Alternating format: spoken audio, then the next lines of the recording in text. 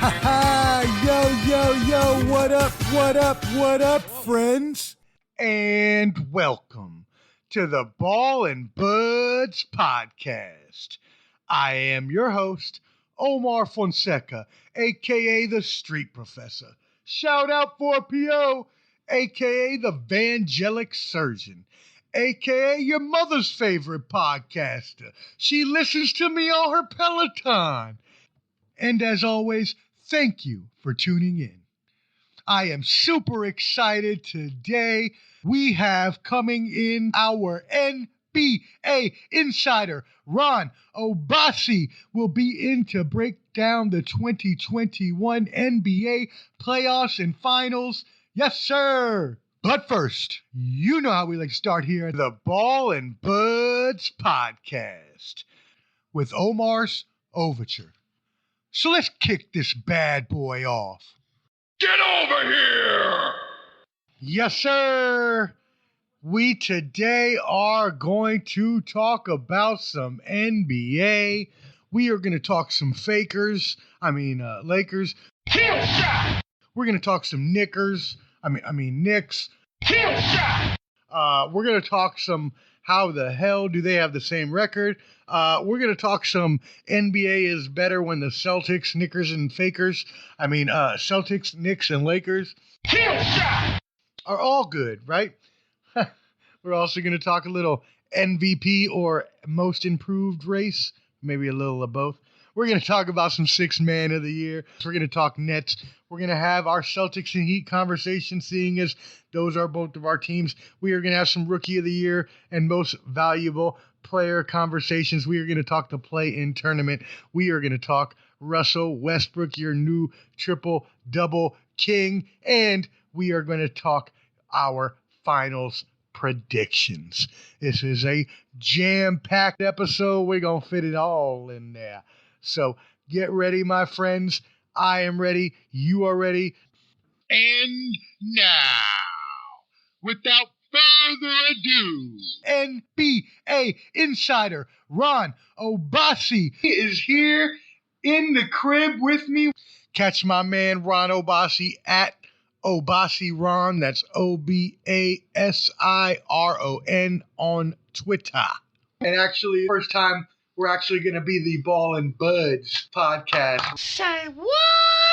And this episode is brought to you by the Strains, Blue Dream, Lemon Cane OG, and some honey bun cookies.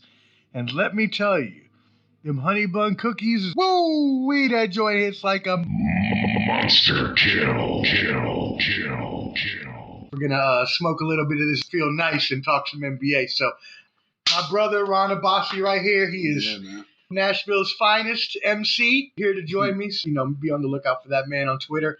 Welcome, my friend. How things been? Bro, things have been good, bro. Yeah. Man, we go way back, you know what I'm saying? So, yeah. Nah, man, everything's been good, bro. I think it's funny that I wore these 76ers shorts over here. That is funny, because he didn't know that we were going to be doing this podcast. I had no idea we were going to be shooting this today.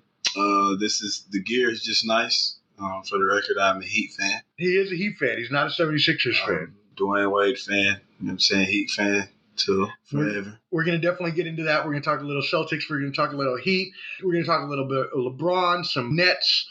We're going to talk all that good stuff. So, the NBA has been really wild this season, right? We've seen a lot of different teams come up, like the Knicks, and they're a playoff team. They got Julius Randle and Derrick Rose and the crew do some things.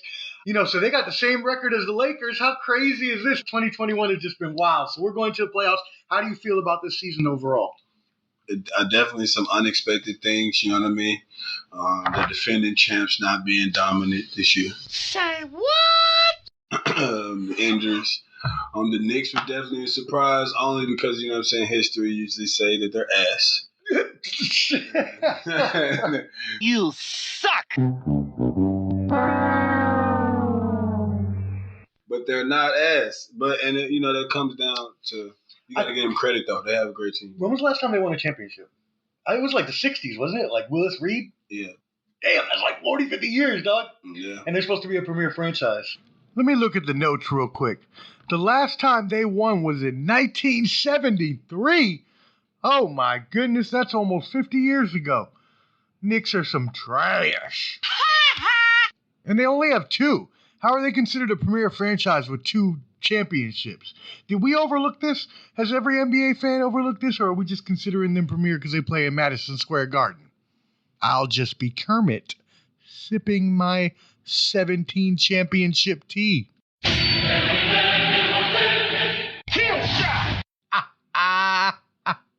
I mean, it's New York, you feel me? Like, the NBA is always better when you have New York, Boston, LA. Absolutely. That's why I never expect those teams to be trash for very long. I mean, it's just the Knicks have been trash for very long, so it's surprised that they haven't, but they have a good basketball market now. Shit, and they drafted well, even when people didn't think they did. Yeah, it also had to do with the front office that they put together, right? Because they got Worldwide West and Leon Rose there now, so they've been putting together a good squad. And definitely shout out to Tibbs, Tom Thibodeau, former Celtic. Dude is a beast of a coach, always has been. He will be coach of the year. Say what? So props to him on hyping up that New York team and getting them to where they are at. I mean, Julius Randle, no one ever thought he was going to really blow up like this, right? We thought he had pretty much reached the ceiling at this point, but he has shown another level. This year. For sure, man. Do you think he's an MVP candidate, though? Say what? No. People are. I don't think so either. Yeah, people are saying everything. No, I mean, I think he's the most improved player. Yes. Yeah. Him or Derrick Rose. Yeah. Derrick Rose looking like his old Derrick Rose. Is he 6 man right though? I think he's coming off the bench. Yeah. Would he be 6 man of the year? I think he'd be in the conversation. I know they have. Not to take. No.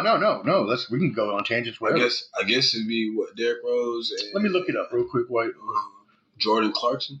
Let's see what they got here. The race is looking like Jordan Clarkson. Yup, Montrez, Harrell. Who else they got here? Joe Ingles is there. Shake Milton. And Dario Saric. So are the top 5 that they got. Pretty much, let's look at the top 2, right? Jordan Clarkson, who you said, and Montrez Harrell. So I guess Derrick Rose isn't coming off the bench then. Is he starting at point guard for them? I thought he was coming off the bench. But maybe because when he played in the Pistons, he was starting. Yeah, that's right. That's probably why. Okay. All right, so how do we feel about the Lakers, though? We talked about that. You said the injuries. Jordan Clarkson's going to win that award, by the way. Yes, I think I agree with you. That's probably a runaway. Say what? Because Harrell won last year, so I don't think he hadn't even been playing. That great anyways. Right? He was struggling to get, full watching the game. Well, he'd been injured, too, right? Because I know a lot of people in Schroeder has him and Gasol splitting minutes and shit like that. Right, because Drummond came in. So it's been a struggle for him. He's good, right? So you could give him when he does play. Of course, he does well, but I think they just been struggling in rotation of minutes or some shit like that. Right, but they also, like you said, had the injuries, right? They got LeBron out, AD out. Now they're both back now. If they can stay healthy, for sure. They obviously have a better chance than most people, along with the Nets, right? So the Nets is pretty much the same subject, right? All year they've been right. They've just been they haven't been healthy. That's just what it is, right? They try to put it together, a super team, and they got great players, but they just never on the floor together. And so James Harden has been out a lot, and I believe they're 4 and something when Harden is out. Let me get the exact stat on that. I believe they're 4 and 11 or something. I would too, right? If you're trying to 3 superstars. Right, you shouldn't have to use all 3 every night, but they haven't been winning. They are 27-7 when he plays. They are 9-11 when he doesn't play. These stats are from earlier in the week. So basically, they're losing when he doesn't play. They have losing records when James Harden doesn't play. We thought maybe are they going to mesh together? Is it all going to work out? It seems like when they're on the floor, they're meshed pretty well. Kyrie, obviously, as Jalen Rose says, his left hand deserves its own league pass, right? We know that. He's got the best handles, maybe of all time. We know that. Get over here! Even though I don't really care for him after what he did to my team, but we'll let that go. I'm not going to be bitter. It's not. Hey, what happened? That's funny. But yeah, so what do you think about the Nets? Do you think that they'll be fine? Like I said, I think they're resting players. They come out. I think they come out top of the East. Okay, so you do. That's your pick in the Eastern Conference. They definitely, bruh. you just never know if they're going to stay healthy. So all right, so you're right. It's not even in a situation. I'm not going to act like it's very obvious. Let me tell you why. Now, not only do I think they have the luxury of resting players, like I said, they have 3 of the top 5 best offensive players in the league. Yeah, by far. It's not. That might be not 1, 2, 3. Might be. That might be 1, 2, 3. They might be. They're not, but they might be. Nope. Denied. Nah, but for real, 3 great offensive players, right? Harden is one of the greatest scorers in NBA history, as is Durant. He's one of the greatest shooters in NBA history, right? And then Kyrie, with the way he's headed right now with his stats, he'll be the 9th player to join the 50-40-90 club this season. In NBA history, the 9th player, 50% field goal shooting, 40% three-point percentage, and 90% free throw percentage. So that's a very, very high club to be in, right? That's a lot of high-quality players. And so the other 7 in that club are my favorite player of all time, Mr. Larry Bird, a 2-time member of that 50-40-90 club. Steve Nash, a 4-time member. That's amazing. Wow. Dirk Nowitzki, Reggie Miller, Steph Curry. You know, everybody that we thought would be there, right? I would have thought Ray Allen would have been there, but he's not on the list. Odd. I really thought Ray Allen would have been on there. Man, Jesus Shuttlesworth wasn't on the list. That's some oddity right there. I would have thought Jesus Shuttlesworth would have been on the list. Oh, man, Ray. Anyways, the other 2 are Mark Price, if you remember him. He was a small guard from the 90s, played on the Cavs, really good player. And then Malcolm Brogdon, but I'm surprised that he's on that list and Ray Allen isn't. Oh, man. So, and it's not like their surrounding pieces are trash. Doesn't matter what their record is, this is a stride for them to at least find more gelling in the other rotation. So when Harden comes back and he's not on the floor. Right. But you don't think them not playing any games together is gonna? No, because Harden has played with all those guys, and you see how well he makes those guys better when he's on the floor. Right. And these are not. One thing I can say about this Nets team, I think, quit acting like this is young Kyrie, young KD, and young Harden. These are top 3 offensive players, and their IQs are sharper than a lot of people in the league. Yeah, no doubt about that. Them 3 together, they're not gonna fuck up. I don't care. You know what I mean? They're not going to fuck up together. So it's all about the surrounding pieces. I think that's what they're doing. Around the surrounding pieces. So if they're healthy, you got... Finding who's going to get the playoff minutes and shit. So you got the Nets over the Lakers, or, if healthy, or Clips over Bucks if not, right? And then I got the Nets over Lakers, if healthy. And if not, the Clips over Philly. So we have similar picks in our finals predictions, healthy and non-healthy. So if healthy, then we agree it will be the Lakers and Nets. Yes, which to me, not only is that my pick, I think it's the preferred pick. I think that's what everybody wants to see. I think everybody wants to see that, which is also not a bad thing. I know, I want to see it. I want to see it too. It's definitely a final series. But I'm thinking, and this is just me right now, if they are not healthy, I want to know your picks too.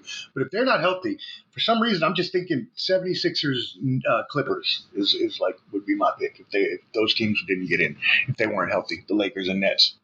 No, I think the Bucks are coming on top of it. You think the Bucks on the Sixers? But I'm not even gonna hold you. It's a good matchup. I'm really trying not to be biased here.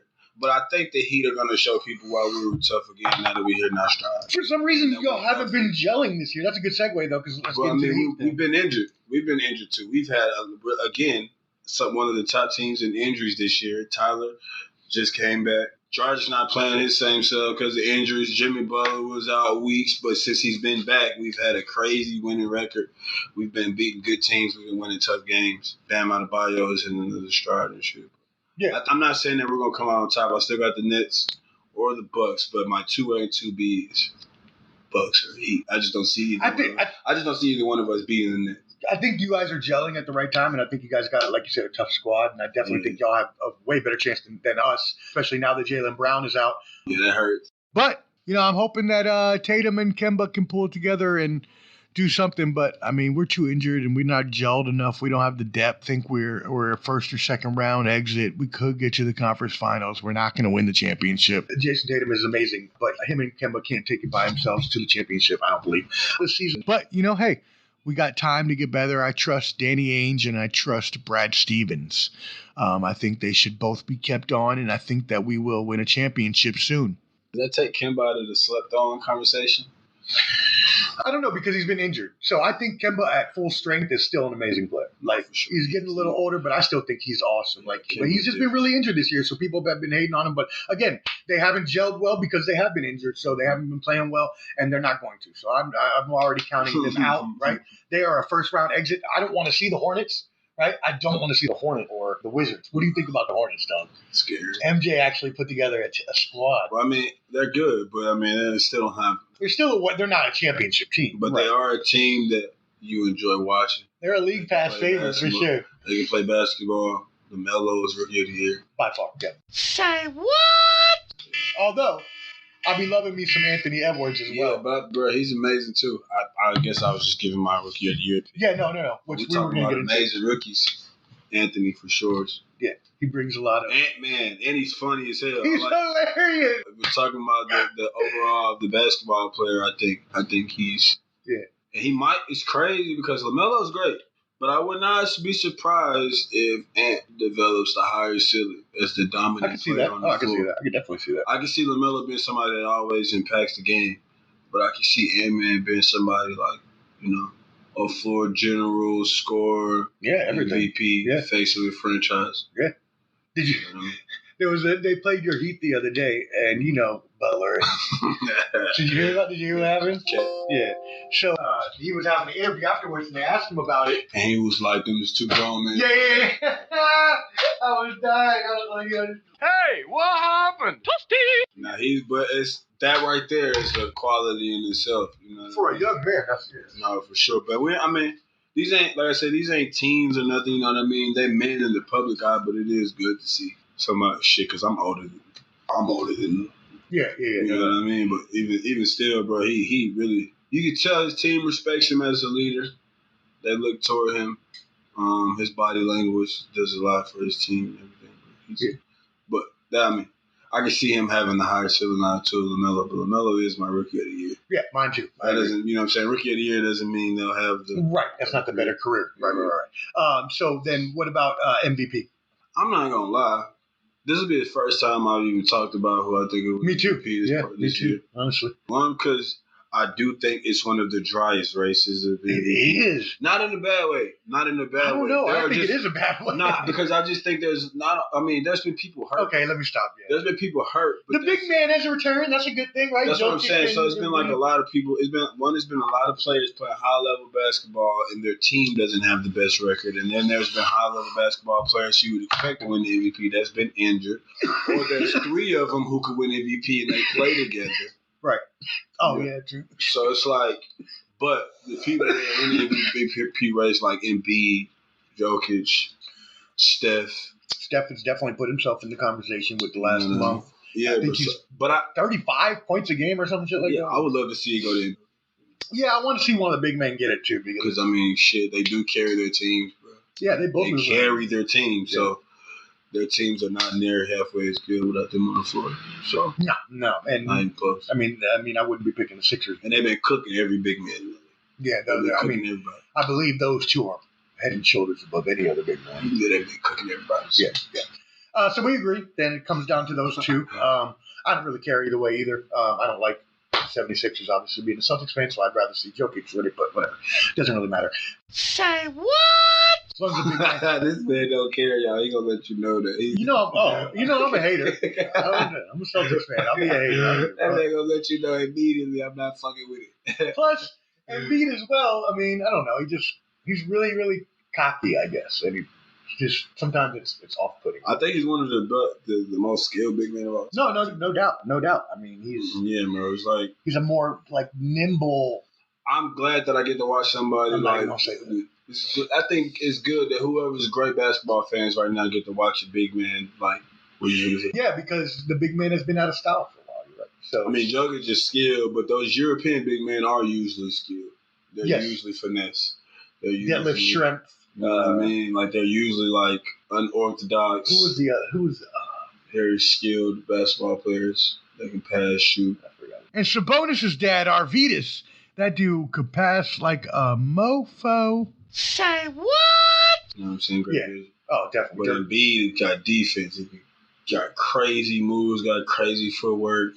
Which is crazy because he's also only been playing since like a senior in high school or something. Yeah, bro. He's like, so he's still growing as a basketball player. Like I said, you get to see somebody that was like the dream. I was gonna say he was a low budget Hakeem, but I didn't want to go that far like you did.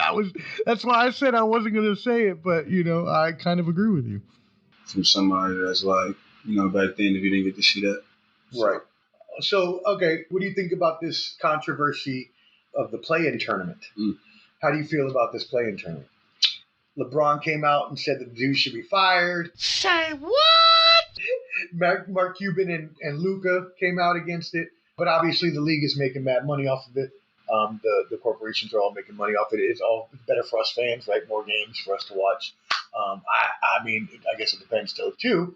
Because if you're like me and you're a Celtics fan and you're in the play-in tournament, you might get beat by the Hornets. Maybe you don't want the play-in tournament. You know what I'm saying?